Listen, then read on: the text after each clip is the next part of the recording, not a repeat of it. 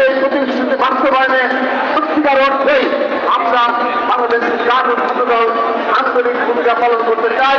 বিরাট এবং কোন কঠিনে সেই চেতনাকে ধারণ করে নিজেকে একজন শ্রমিক হিসেবে পরিচয় দিতে আমরা দ্বিধা করি না।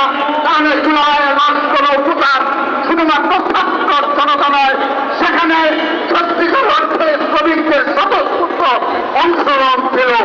সেহেতু আমরা আজকের এই শ্রমিক সমাবেশ থেকে দাবি জানাচ্ছি, বাংলাদেশে কোনো শ্রেণী বৈষম্য থাকতে পারবে না, কোনো বৈষম্য থাকতে পারবে না। সবাই এক এবং ঐক্যবদ্ধভাবে আগামীর বাংলাদেশ বিনির্মাণ করবো। এই হোক আজকের শ্রমিক সমাবেশের শপথ।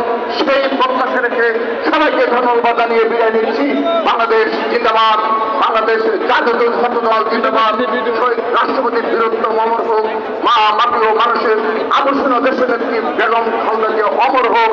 আমাদের অহংকার, বাংলাদেশের অহংকার, ছাত্র দলের গর্বিত সাংগঠনিক অভিভাবক জনাব তারেক রহমান জিন্দাবাদ জিন্দাবাদ। ধন্যবাদ। ঢাকা দক্ষিণ সিটি কর্পোরেশন কর্মচারী ইউনিয়ন, আপনি ম্যাডামের নামে ফেলেন, আপনাকে ধন্যবাদ। শাহবাগ থানা পল্টন থানা পুলিশও ধন্যবাদ জানাচ্ছি। সংগ্রামী বন্ধুগণ, এই পর্যায়ে বক্তব্য নিয়ে আসছেন বাংলাদেশ জাতীয়তাবাদী কৃষক দলের বিপ্লবী সভাপতি জনাব হাসান জাফর শহীদ। জনাব হাসান জাফর শহীদ।